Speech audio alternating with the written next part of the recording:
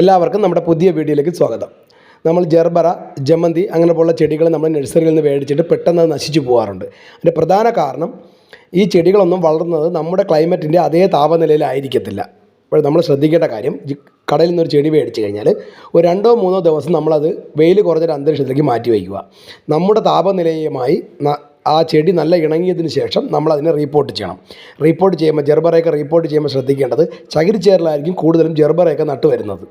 അപ്പോൾ നമ്മൾ ശ്രദ്ധിക്കേണ്ട കാര്യം, ജർബറ നമ്മൾ റിപ്പോർട്ട് ചെയ്യുമ്പോൾ അവരുടെ ആ പോട്ടിലുള്ള മണ്ണിനോടൊപ്പം തന്നെ, ആ ചകിരിച്ചേറിനോടൊപ്പം തന്നെ നമ്മൾ ചകിരിച്ചേർ കുറഞ്ഞ, അതായത് മണ്ണും മറ്റ് ഭൂമി അങ്ങനെയുള്ള ഒക്കെ ചേർന്ന്, അല്ലെങ്കിൽ സാധാ മണലായാലും മതി, അത് ചേർന്ന പോട്ട് മിക്സ് കൂടുതലായിട്ട് ഉപയോഗിക്കണം. ചകിരിച്ചേർ കുറഞ്ഞ പോട്ട് മിക്സോ അല്ലെങ്കിൽ മണ്ണോ ഉപയോഗിച്ച് വേണം നമ്മൾ മാറ്റി നടാൻ.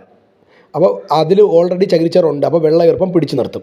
അപ്പോൾ നമ്മുടെ ക്ലൈമറ്റുമായിട്ട് ഒന്ന് ഇണങ്ങിയതിന് ശേഷം നമ്മൾ ഈ ചെടികൾ മാറ്റി നടുകയാണെങ്കിൽ രണ്ടാമതും നമുക്ക് ഇതിൽ നിന്ന് പൂക്കളും നല്ല ഹെൽത്തി ആയിട്ടുള്ള തൈകളും കിട്ടും.